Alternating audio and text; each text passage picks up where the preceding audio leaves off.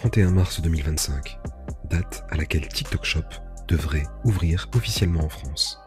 Cette application est déjà disponible au Royaume-Uni depuis 2021 où elle avait été lancée. Elle s'est ensuite déployée aux États-Unis en septembre 2023. Analysons aujourd'hui les enjeux de ce déploiement en France, ce qui va se passer entre Amazon et TikTok, et en quoi son arrivée est un réel bouleversement dans le monde du e-commerce. TikTok Shop, ça veut dire que tu pourras acheter un produit sans quitter l'appli, en un clic, directement sous une vidéo, comme si Insta, Amazon et Shopify étaient réunis en une seule et même application. Avant, pour vendre sur TikTok, fallait rediriger vers un site, un panier, un paiement. Là, tout se fait dans TikTok. La vidéo te donne envie, tu cliques, tu payes et c'est fini. Et ça, c'est le cauchemar d'Amazon. Parce que TikTok ne répond pas à une recherche, il te pousse des produits que tu n'avais même pas prévu d'acheter.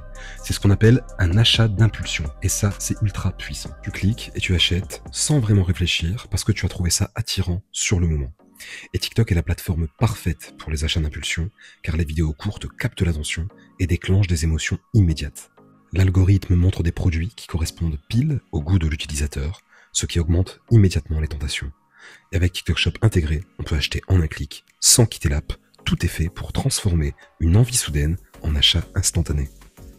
En te montrant des gens qui utilisent le produit, qui te le recommandent, en live, en vidéo, en contexte. Quand TikTok intègre un bouton acheter directement sous la vidéo, il supprime toute friction dans le parcours client.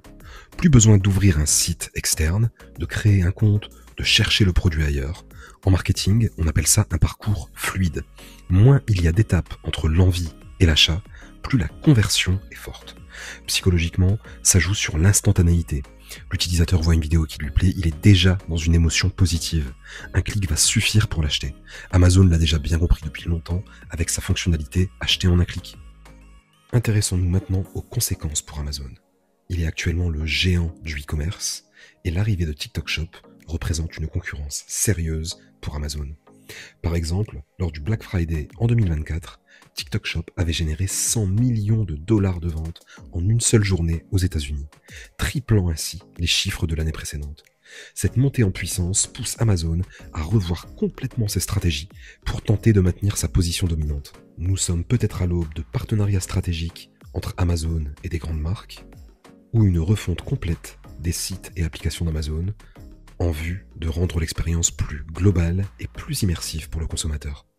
Autre chiffre marquant, en décembre 2024, TikTok Shop a même dépassé les dépenses sur les plateformes concurrentes comme Shein et Temu aux États-Unis, ce qui indique une augmentation significative de sa part de marché.